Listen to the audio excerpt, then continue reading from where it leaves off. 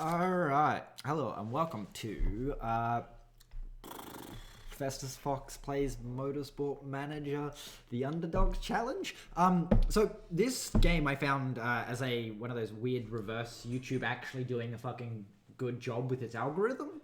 So for some reason it started recommending me this channel that basically tells you information about motorsports and stuff, like about Formula One and stuff, and like, you know, why they use, what tires they use, and you know how to take corners and things like that. And like I found this stuff interesting because I'm just into that kind of like math and, you know, like the actual, like, there's a lot more behind it than just being a good driver. It's there's a lot of designing the cars and stuff like that. And I was going into and like, well, which tires do you put on, because it's like, oh, it's not just any tire, like depending on the. But anyway, because of the amount of that content that I was watching of this one channel, and I don't remember what the channel's called. I'll put a link in the description if I remember. But after watching a bunch of that, YouTube went, oh, you're into motorsports, and recommended me Quill 18's YouTube series where he played this challenge, or is playing, I think. I can't remember if the series is still going. But it's one of those, like, yeah, I found this game because I was watching content and YouTube went, well, you watch games and this is both, so here. And I went, oh, this is fucking cool. And I think it might make a good YouTube series because I was watching Quill play it, and I liked his approach, thinking long term and making the game run. I think I might cut some out because he doesn't cut anything out. But I think I'll cut like the practices out and just show you like the beginning, and then just like time lapse through the practice and just shorten the episodes a little bit and speed through the number of the rate at which I can get through these episodes. But basically, I'm gonna see if I can take the approach of because he basically went through his entire first series of basically not trying to win any races, and I think he ended up winning a few. Whereas I've done the first series of the challenge where I basically fucked it up completely because I just kind of was having fun with the game and spent far too much money on drivers to see if I could have like a really good driver and win some races, which he was going like, don't do that because it will have no effect.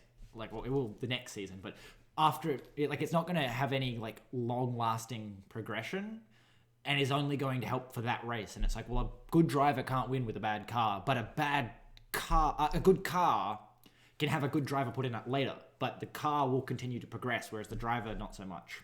You can always hire a good driver, but if you don't have a good car, anyway.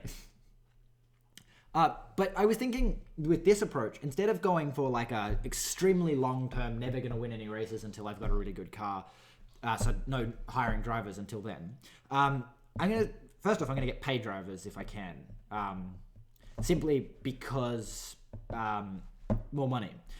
And also because paid drivers seem to be actually reasonably good drivers. They're just capped in experience. Like, paid drivers seem to always be old, so they never get any better, but they're usually have a higher base start.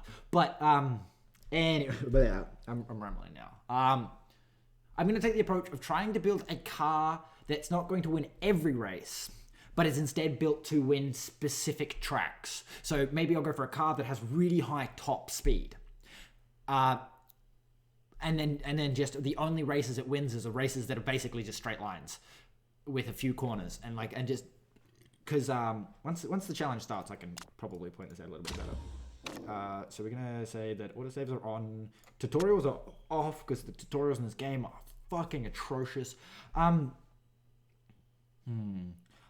think I'm gonna go with long, and I don't know what this is. So short, medium, long. I don't know how this affects the game, because I think there's always going to be, in the league that I have to do, there's always going to be 10 races.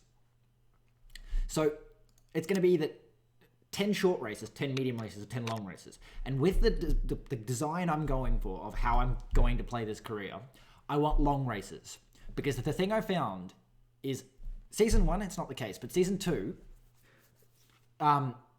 the worst team doesn't necessarily place last, simply for the fact that if you just immediately brute force reliability, every other car breaks. Like, you know, like I think I placed like 10th or something in my first race on season 2 of my other game, because every other car broke down, like behind, you know, like 8 cars broke down, and then so they basically finished third last.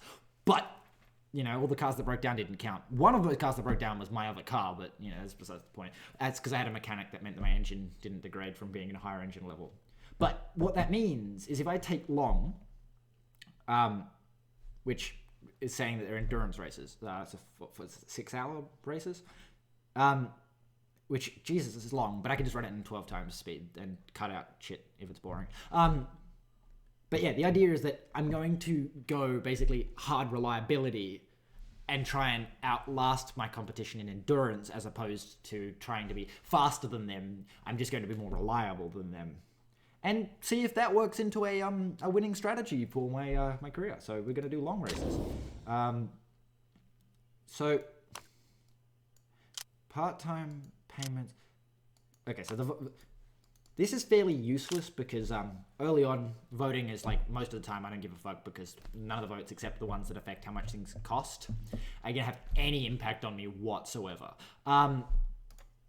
Finances could work out really well because that 5% is huge. Part build time, not really that useful because again, like over the course of a year, you might save like 3 days. It really, actually probably 10 days but like there's a lot of time that I'm not building parts. So it only helps really early in the season because, you want to get the first part done before the first race. So it's kind of useless because long term, it doesn't really help. Drivers is good because it gives you more better feedback. And better feedback, which I have no idea if this is the reason that I managed to do it and Quill didn't, is I picked this on my first one. And I could always almost get excellent quality on all 3 of my stats for my race. That might be because I worked a few things out that he's going like, oh, it's not the case, but it was the case, but it's not quite the case. Like the green bars, they shrink every time your driver hits another feedback level. And he's going, oh, it doesn't seem to matter how long you leave them out. But it does, but it's just in discrete increments. If you leave them out for 3 laps, they might get a feedback level. But if they've got shitty feedback, they just won't hit a feedback level. And then so it doesn't shrink at all. But yeah, you can send them out and bring them in really quick. And what this does is like I hone in real quick. Like I just send them out until I've basically honed into all purple and then just let them go. Which may not be the best way of doing it, but in reality it kind of is. But I don't know whether I could get expert every time because I had extra driver feedback, which basically meant that the size of those bars is tiny really quick. But also, just because it's actually not that hard to hit purple. It's like you can take like 4 stabs in the dark. The green bars just let you narrow that down much quicker to like where to start. So yeah, probably not that. Finance, I think I'm going to take finance. Because drivers skilling up quicker is also really nice. But they still skill up so slow. So I think you're much better off just buying a better driver than fucking spending... So I'm going to go with the payment because over the long term, that's going to be millions of dollars saved. Anyway. And Fox. And then we're going to go with 12, 11. And 96. Because that's the youngest it can be. Okay, so and we're going to go Australia. And then here's our fucking mop like mine. God, I fucking need a haircut. Anyway, let's just see. Facial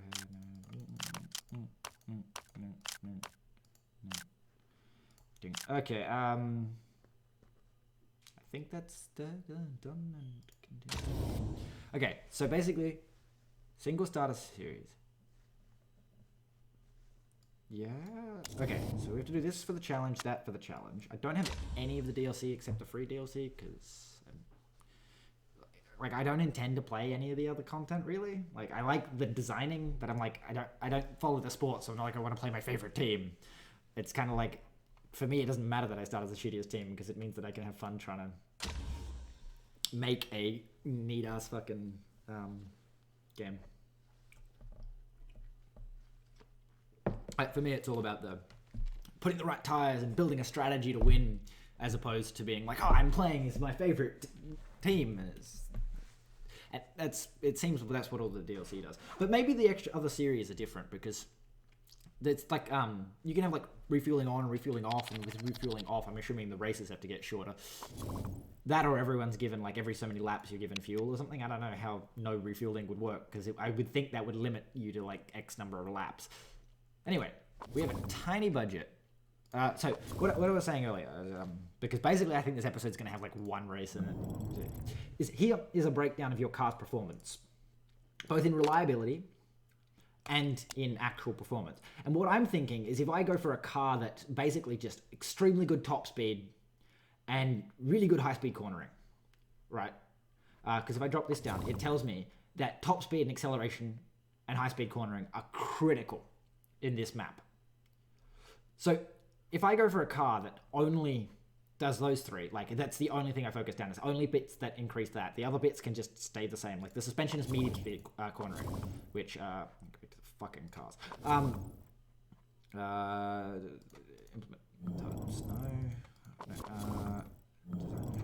God damn, I keep forgetting what shit is. Fit parts. Okay, so if I just ignore low speed cornering and ignore medium speed cornering and ignore deceleration and just focus these three, then on maps where those three are critical and the others don't matter, then my drivers should do better than a balanced team, so I can focus all my money into the engine and the gearbox.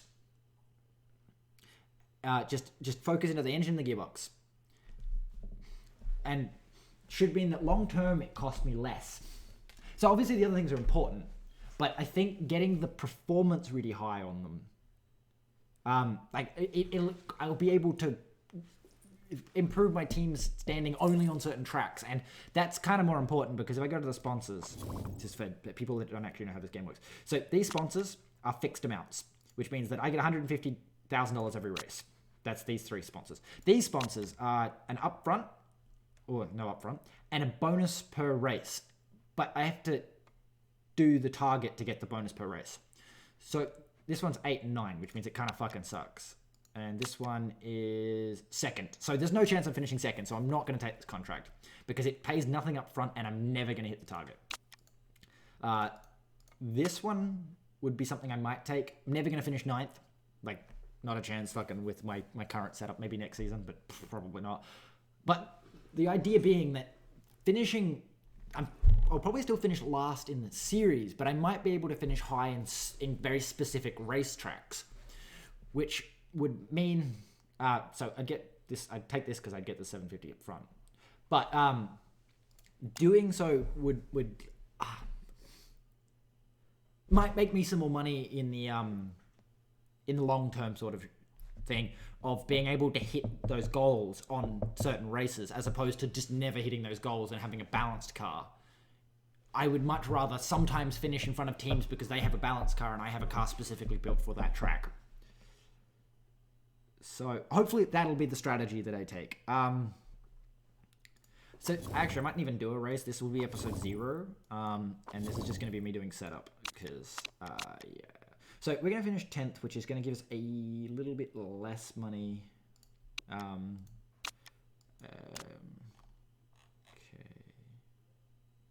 Yes, okay. So we don't have any money. We're going to improve parts. And we're going to improve the reliability of... Basically, my thoughts. First race of the season. All staff to there. So boost the performance of the engine with the highest reliability. And then boost the performance of the gearbox. No, the brake gearbox. Gearbox, the highest potential, because they're both the same reliability. Then just get the reliability of these two parts up. Because the other parts, the brakes a little bit funky. But what I'm going to do is basically try and make a car that's not going to break down in the first race. We could also go with not boosting the reliability of the engine. Okay, so just because I'm starting as the Predator Racing team again, and I've played as them before, I understand some of the strategy, is I'm going to actually boost the reliability of my brakes. Why my brakes and not my engine when the engine is more critical is because one of my... Oh, no, actually, that... Actually, yeah, because I think the others will do things to try and compete against you. Like, so if I put my engine in medium or in high burn, which is basically like you can pick levels of like how hard you're going to push the engine. The harder you push the engine, more fuel you use, and the faster the engine degrades. But if you push your engine harder, you're either going to overtake everyone, or they're going to push their engine harder to keep up, to stay in front.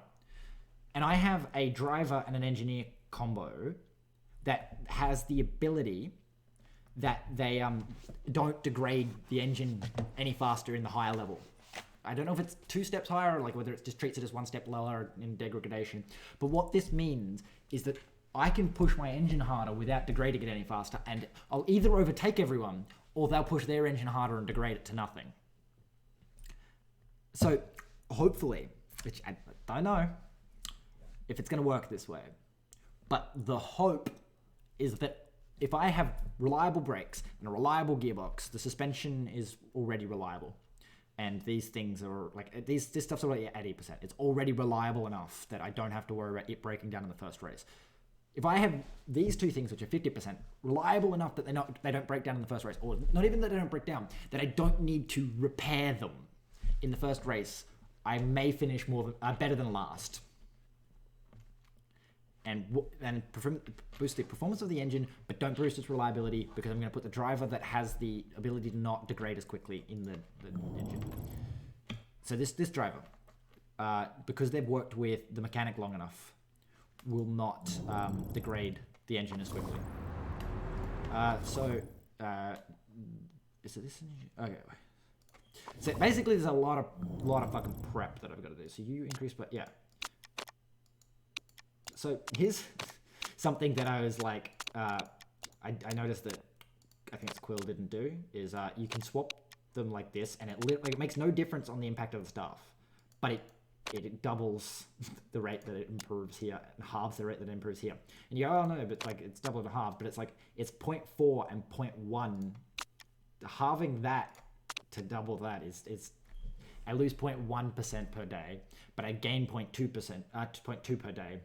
Which means that I can just basically results in an extra staff member being treated as if they're over here for losing half a staff member on this side. And as you can see, the time to complete doesn't affect anything, but it halves the time over here because I've doubled this, whereas this is like a tiny impact on the actual total performance. Anyway, just something I noticed that he didn't do. So marketability, okay. So, pit crew, driver, content. Okay, so what else do we need to do before we start a series? Okay, so we're going to go to scouting. We're just going to go break contract, the cheapest contracts. And then we just do that a lot. It's just something about the size of these buttons. Anyway, we're going to scout the cheapest people. Because basically I'm scouting them in this order because I don't need a good driver, I need a driver that I can afford. Oh, actually we should sort by cost per race as well. Cost per race.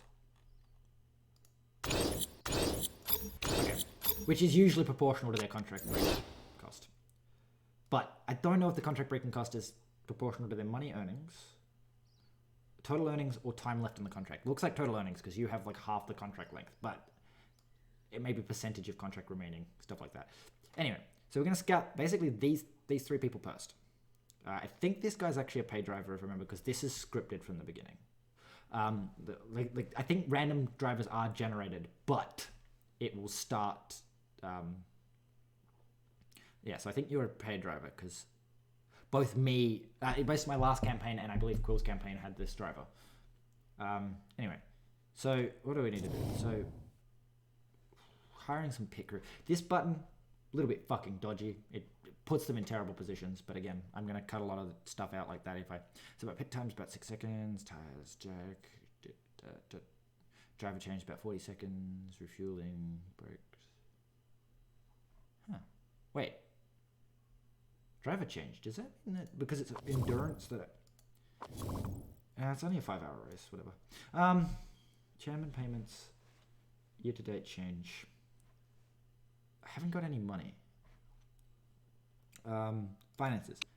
We're going to have low budget for next year's car. Because, again, I'm going to take the approach that Quill took of save all your money and invest it in next year. Which, I mean, you'd think there'd be higher investment in next year's car. Which I don't think makes a difference. I think that's literally in the game. Like, this feature is in the game to stop people from accidentally not having enough money to buy the car next year. Because it's not like it's like, oh, this is the money you have to spend on your car. It just goes, oh yeah, here's your car money back, now build a car. So if if I did this and then built a really cheap car, I just get all the extra, I get the leftover. So this isn't actually a bad thing. It's forced savings so that you have 100% got enough money at the end of the year. But again, I'm going to build a pretty shitty car. So I would rather have the money now so that I can definitely upgrade my facilities so that I can boost reliability. Okay. So we've got the budget set. We've got our scouting started. We are going to not accept this because it's per race, which means that you don't accept these until just before the race, because then you can guarantee that you get the best offer. This one we're not going to accept because it pays nothing up front and we're never going to win the side prize. This, I think we're going to accept because it pays us $750,000 up front. And we're going to use that to design some parts. Team marketability. So what are we doing? I think my goal is going to be make a car that has top speed and acceleration as its key components. So we're going to design a part. Our engineer. How do I see my engineer? Tim. Okay, my engineer. What are you good at? You suck at fucking brakes. You're okay at gearboxes. You're okay at engines. You're really good at suspension. Okay. Is age a penalty? I don't get... Okay, anyway. So, gearbox. We're just going to build a gearbox.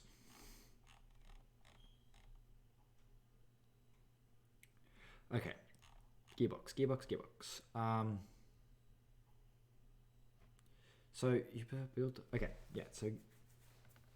We're just going to work on a gearbox because suspension is useless and acceleration is affected by gearbox. Top speed is affected by engine. High speed corner. Okay, so we're going to design a part in a gearbox. Oh my god, I spend so much fucking time going through menus. Design part. Gearbox.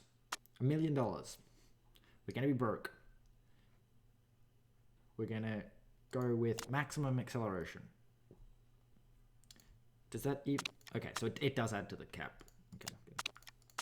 Okay. We could go with negative 10% red zone and make just an extremely reliable gearbox. But I don't think that carries through between seasons. And again, we don't necessarily want... The reliability is not the be-all, end-all in my current scheme. The reliability is like if we make a much more reliable car, then we can outlast our competition. But we also want to be fast enough that our competition has to push themselves, because if they don't, then they'll just not bother. So we're going to go into debt a little bit, but we're not, because negative 5% or 4% or whatever it was. So we have $2,000 left. But in 11 days, we'll have a new part. And in doing so, we will be able to do things. So, this is episode 0. Because we didn't get to a race, and it's going to be rainy on race day. Okay, yeah, we didn't get to a race. So, actually, what I'm going to do is I'm going to continue... Oh, God, why is it so slow? I'm assuming this is based on my computer speed or something. So we're going to go until right just before the first race, then we'll start next episode with a race, because there's no point except interview. Okay, so this is a scripted interview, but not dying. Winning a few points would be wonderful, and making in our budget. Okay, so we want to go with this. Okay. So be your top driver. So if we do this, I think your opinion goes down, yours goes up. If I do this, your opinion just goes up. No, your opinion will go up, your opinion will go down.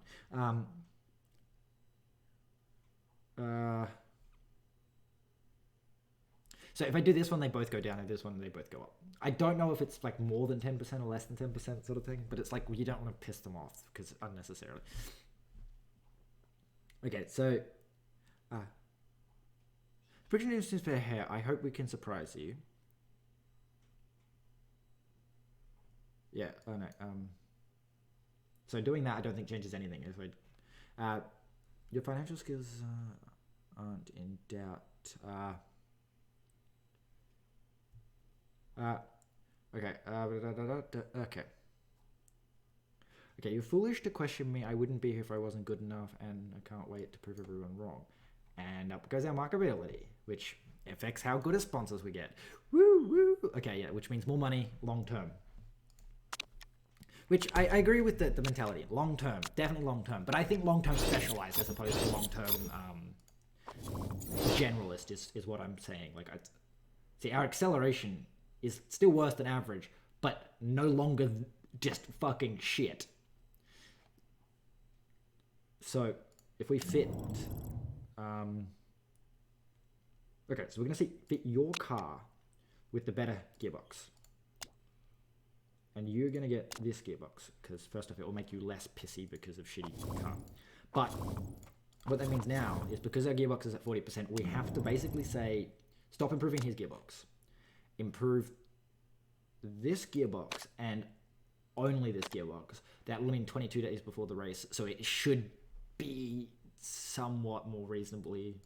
See, but so we got an extra sponsor, which means that we can get extra 100,000 instead of taking this one. We can take this because again, we're not going to get either of them, but it's an extra 100,000 because we can actually get an upfront. And yes, we got a part. That's done. We have no money. Continue. Okay. Financial. Okay.